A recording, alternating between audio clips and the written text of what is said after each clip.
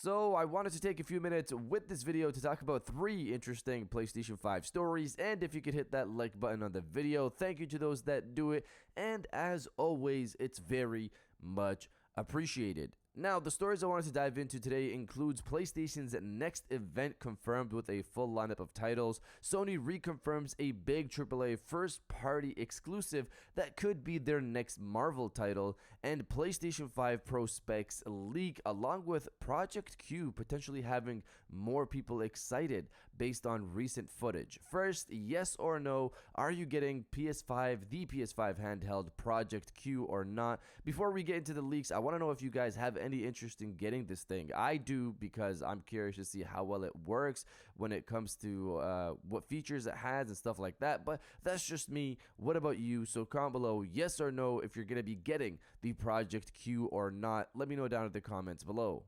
Now, diving into the first story of the video, PlayStation 5 Pro Specs leak and Project Q surprise. So this information pretty much blew up over the weekend, which sucks for me because my next video was going to be on Monday. Why couldn't this stuff happen before my Friday video? It is what it is.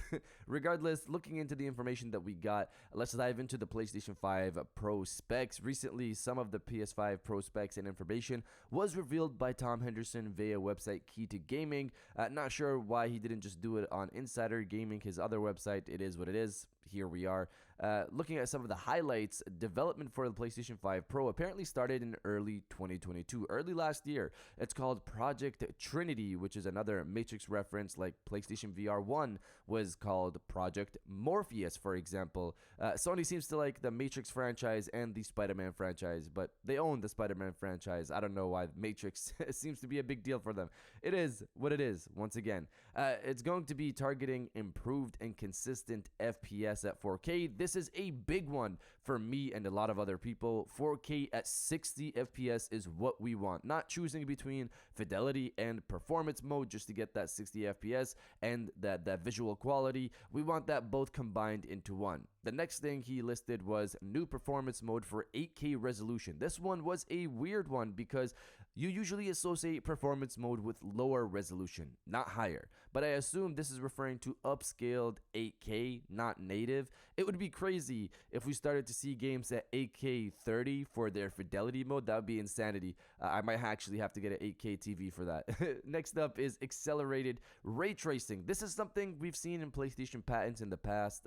Mark Cerny wants to improve ray tracing performance on PlayStation, so it looks like the PlayStation 5 Pro might have this tech in it, which is great stuff. You know, hopefully they have it in that 4K 60 fidelity mode with improved ray tracing. We'll see.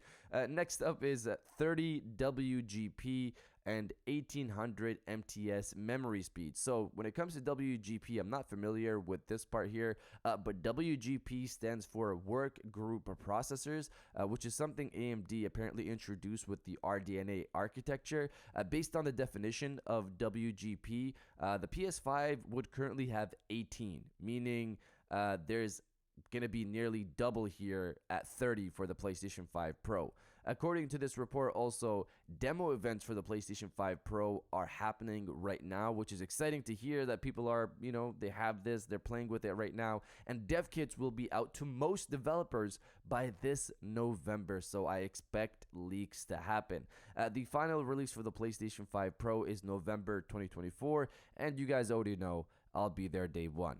Now, that's what we have in terms of information for this, for the PlayStation 5 Pro, and you guys already know I'll update you when things come up, so be sure to subscribe for that. I even told you guys that this information was going to be coming soon. Last week, I think we spoke about Tom Henderson potentially revealing PlayStation 5 Pro information sometime very soon, and, here we are. So be sure to subscribe for future PlayStation 5 Pro information. Next up is the Project Q. So this part here is quicker compared to the PlayStation 5 Pro information, but it was a more substantial leak. Project Q has a full leaked video out there that I wouldn't usually post here on the channel, but I've seen many other people post it on YouTube just fine, and Sony didn't strike them down, which is surprising. They usually would do stuff like that. The biggest highlight from this video for me is that it looks to be running Android, which is big because there were earlier reports of Sony working with Qualcomm, who manufacture mobile chips for phones, and that seems to relate to this. If this is running Android with a Snapdragon chip, then that means you'll probably be able to install emulators on this thing. That is, if it has a decent storage size, to put all of that somewhere. By all means, this thing could have Android and run on a Qualcomm chip, but just have the bare minimum for storage, just to store the OS and not really allowing you to install anything else. Again, for me, I'm thinking this thing needs to cost $199 to get people interested, and I'm hoping that it has a decent storage size to allow you to, play around with it and do other things with it.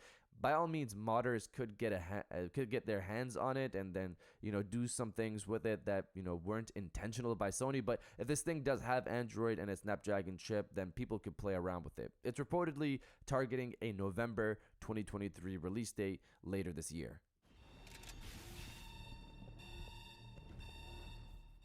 And now diving into the second story of the video, Sony reconfirms a new AAA PlayStation 5 first-party exclusive that could be their next Marvel title. Reading from MP First, it doesn't look like Insomniac Games has any plans to slow down with their pipelines of game releases, as it's been confirmed that the studio is working on an unannounced AAA title alongside both Marvel's Spider-Man 2 and Marvel's Wolverine. Speaking in a recently uncovered interview with Full Sail University, Insomniac Games Project Director Erin Eberhardt confirmed that she was working on her first AAA at Insomniac Games. She said, "So I'm working on an unannounced title. I can't really talk a lot about it."